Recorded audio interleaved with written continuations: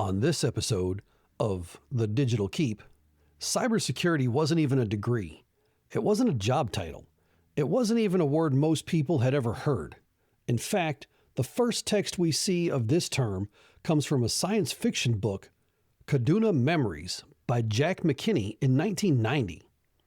How is it that it became one of the most sought-after skill sets in the world? Does cybersecurity have or even deserve a seat at the big table in the C-suite? That's what we will explore. This is The Digital Keep.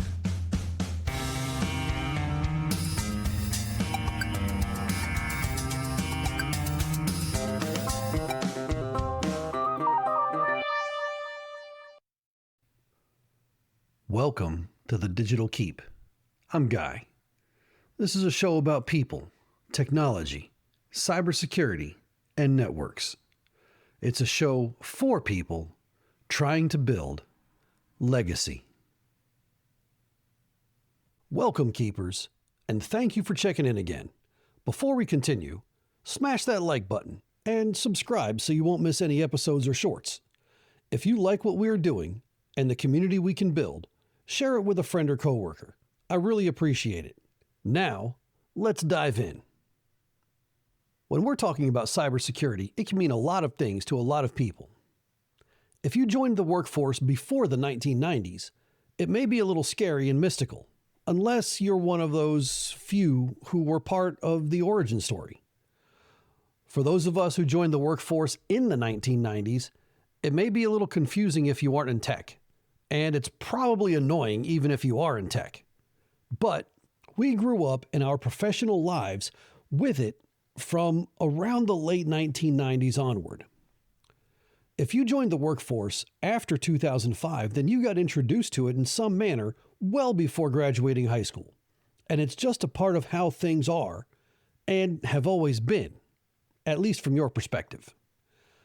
Cybersecurity hasn't always been, just like IT hasn't always been, and flying 1,000 miles in a few hours hasn't always been. I don't have your personal experience, so I'll share mine, and hopefully it will resonate as we walk from the late 1900s, 1993 to be exact, through today about what I've seen and what I think is coming next. When I graduated high school in the early 1990s, there was no degree path for information technology. Not at the schools I was looking at anyway. Not in any catalog I ever picked up. And cybersecurity? That word didn't exist yet, not in any form that would have appeared in a course description or a job posting. It was science fiction. Something for intelligence agencies most people never thought about, or academics writing papers nobody outside a lab would ever read. I did what a lot of people my age did when they were tired of classrooms, wanted independence, and also wanted to work with technology, but had no roadmap. I found another door. I enlisted in the United States Navy, which ironically led to classrooms and a lot of structure and rules on top of regulations. I had no idea at the time that I was stepping into the first chapter of a career that would eventually lead me to building and leading an industrial control cybersecurity team for the first new nuclear fuel production facility the United States has licensed in 50 years. A technology that is shaping what comes next in energy, a role that didn't exist when I was 18, and a field that barely had a name. That gap between the career I couldn't see and the one I ended up building is what this episode is really about. Because I didn't get here alone. I am the legacy of many and got here because along the way, they invested in me. Mentors, the OG keepers, pointed out the potholes before I hit them.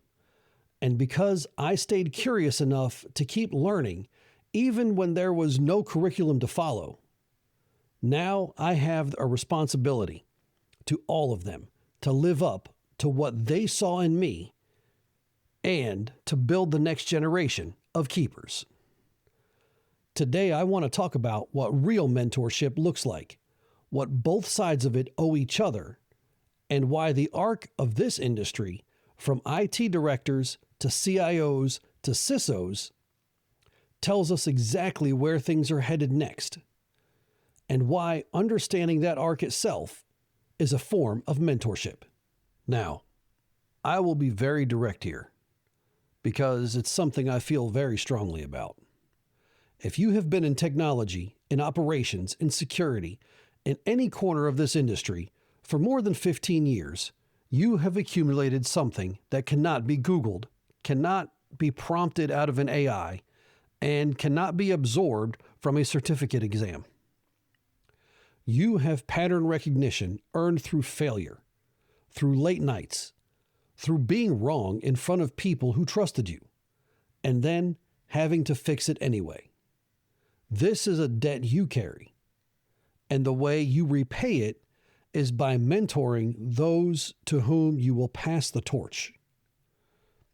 To be clear, what I mean is this: mentoring is not lecturing. It's not sitting across from a junior engineer and listing everything you've seen go wrong. It's not using your experience as a wall to slow someone down. Mentoring is deliberate knowledge transfer. It's pulling someone into a problem and asking, "Tell me how you'd approach this." It's knowing which hard lessons are still relevant and which ones are just history. Not that history isn't interesting. It can be, and those stories are fun. My first real classroom for this was the U.S. Navy. I came in as a kid who knew technology instinctively, but had never had it formalized. What the Navy gave me was structure. Electronic warfare, cryptology, SATCOM, all kinds of fun things. Supporting boats, pulling lines. Those things are really great structure. But more than the technical content, it gave me an understanding of why knowledge transfer isn't optional. When you're leading a crew through a real scenario, not a drill, the actual thing, you cannot afford to keep what you know locked up. The person next to you needs to understand not just what to do, but why. Because the day will come when you're not there, and the situation will be slightly different, and they'll have to figure it out themselves. That principle never left me. It transferred directly into the work at Disney. I had interns cycle through our OT security team. People protecting 40-plus attractions, including systems on some of the most complex ride technology ever built. These were sharp, energetic folks, and some of them were convinced they already knew the answers. More than a few ended up with full-time offers. Not because I handed them anything, but because I gave them real problems, let them run at them, and was honest when their approach had a flaw, without making it personal. Several of those people are doing meaningful work in this industry right now. That matters to me more than most things on my resume.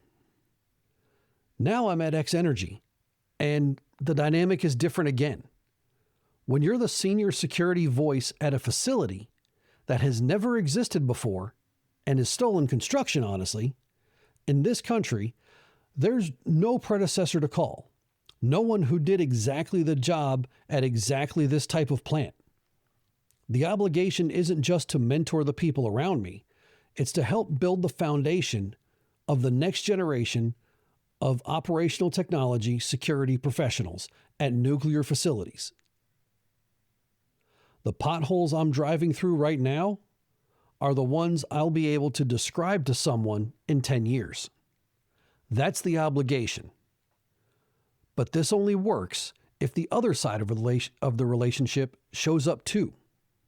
I will be equally deliberate. If you're early in your career in technology or security, I want to talk to you for a minute. You are building on a foundation that took 30 years and a lot of expensive mistakes to construct. The architectures you're working inside, the frameworks you're learning, the very structure of how Organizations think about technology risk. None of that appeared out of nowhere. Someone fought for it. Someone failed at a version of it first. I know this because I was on your side of the table once. I came into the Navy not knowing what I didn't know. And the veterans around me, the chiefs, the senior technicians, they had a choice.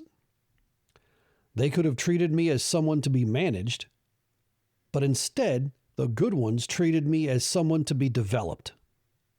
They answered my questions. They let me ask why. They didn't make me feel stupid for not knowing things that took them a decade to learn. What I gave back, at least what I tried to give back, once my ego and cynicism was set aside, and what I'm asking you for is genuine curiosity and respect for the experience in the room, not blind deference. I pushed back. You should push back when you think something doesn't make sense. But I pushed back with questions, not dismissals. I assumed the veteran had information I didn't have, until proven otherwise. That's the posture I'm asking for. Be genuinely curious. Challenge things. Please, please challenge things. Some of those old constraints no longer apply. Some of those potholes have been filled in, and I need you to tell me when they have. You earn the right to change something by first understanding why it exists. There's a difference between challenging something with curiosity and dismissing it with impatience. Start from respect for what was built. That's the deal. Now, let me show you why all of this matters by walking you through one of the most instructive evolution stories in our entire industry. I want to walk you through a pattern, and I want you to understand that I'm not describing this from the outside. I watched most of this arc happen in real time from inside it. In the early days of enterprise computing, 1970s, 80s, and into the 90s, technology was just infrastructure, wiring in the walls. The people who managed it reported up through finance or facilities or whatever department happened to own the budget that year. The director of IT, information technology, when that title even existed, was a technical manager. Important, but not strategic. Not a voice at the table where business decisions were made. That's the world I was stepping into when I joined the Navy. A world where technology professionals were still fighting to be taken seriously at the organizational level. By 2008, when I was medically separated from the Navy, things had begun to change. Networks stopped being overhead and started being competitive advantage. The web happened. E-commerce happened. Organizations woke up to the fact that technology wasn't just supporting the business, it was becoming the business. The response was institutional. The Director of Information Technology became the Chief Information Officer. Every Fortune 500 company has one today. Almost every small business even has one today, unless they're really small. A seat at the table, a 3-letter title, a C-suite peer to the CFO and the COO. Not because someone decided to do IT a favor, but because the stakes demanded executive-level accountability. Now watch what happened next, and this is where my own career starts to mirror the pattern directly. From the late 1990s into the 2010s, information security was a function buried inside IT. The Director of Information Security reported to the CIO, who, remember, had just finished their own fight for legitimacy. Security was a cost center, a compliance checkbox. The person running it was technically competent and largely invisible to the board. I was working through exactly this period, building skills in environments where nobody had a title with CISO in it yet. The concept of operational technology security barely registered outside of defense and energy sectors. Cybersecurity as a named discipline was just starting to take shape. I was one of the people learning it as it was being invented. Then the breaches started. Target, Equifax, Office of Personnel Management, that's the government side, Colonial Pipeline, other organizations. But the boards and regulators and shareholders started asking a question they had never seriously asked before. Who's accountable for this? The answer was the CIO, who was incentivized first by availability of the network, with cybersecurity delegated to the director level. So, the Chief Information Security Officer, or CISO, was born. Same trajectory as the CIO, roughly 20 years later. A function that was once buried in the org chart, elevated by the sheer weight of what was at stake. But here's where we are right now. And this is the part I want to argue directly. The CISO today is still, in many organizations, fighting for full legitimacy. Oftentimes still referred to as the Director of Information Security or the Director of Cybersecurity. Still reporting to the CIO in a lot of places. Still defending budget against business units that see security as friction. Still being invited to the table for the last 15 minutes of a conversation that should have included them from the start. This is a transitional state, not a permanent one. The future is closer than many people think. If you follow the arc, if you apply the same logic that elevated the director of IT to the CIO, then the CISO is heading somewhere beyond being invited to a seat at the table. Many organizations have a CIO and a CRO, or Chief Risk Officer, who is responsible for assessing business risks, communicating them to the C-suite, and offering solutions or working with the other Cs to mitigate those risks. I believe what's coming is a convergence, a hybrid executive role where cybersecurity, information governance, and enterprise risk management merge into a single function, where the CISO, the CIO, and the CRO are all equals, where protecting systems and protecting the organization from existential cybersecurity risks are understood to be the same level of job and the same level of importance. This is not a distant fantasy. The regulatory environment, the geopolitical threat landscape, and the increasing physical consequences of cyber events, particularly in the OT and critical infrastructure space, are already pushing organizations in that direction, whether they're ready or not. And here's where the mentorship connection comes in. This evolution is only visible if you're watching long enough to see the pattern. The people who are going to lead that convergence, the ones who will hold those roles 20 years from now, are probably early in their careers today. They need someone to hand them the long view, to say, I watched the CIO earn that seat. I watched the CISO begin the same climb. Here's what it looks like from the inside of the arc. Here's what comes next. The transfer of institutional foresight. That's the highest form of mentorship this industry has to offer.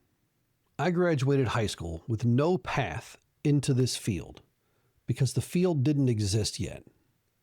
Not the way it does now. What I had was curiosity, willingness to do hard things, and eventually people who took me seriously enough to invest in my development. The Navy gave me a technical foundation and my first understanding of what real knowledge transfer looks like under pressure. Disney gave me scale, the experience of protecting complex, irreplaceable systems in environments where failure is visible and immediate. Universal pushed that even further. And X-Energy put me at the frontier of something genuinely new, securing the operational technology behind a nuclear fuel production process for a first-of-its-kind power generation that is intended to truly power the future. I didn't plan that arc. I couldn't have. The path didn't exist in a form I could have mapped out when I was 18. The field grew around me, and I grew with it. And somewhere in that parallel evolution, cybersecurity went from a concept that didn't have a name to a discipline with degree programs, certifications, and regulatory apparatus that didn't exist 25 years ago. And in the near future, there will be C-suite titles. That story is going to repeat. The technologies being built right now in AI, in OT, in critical infrastructure, in advanced energy are creating roles that don't have names yet.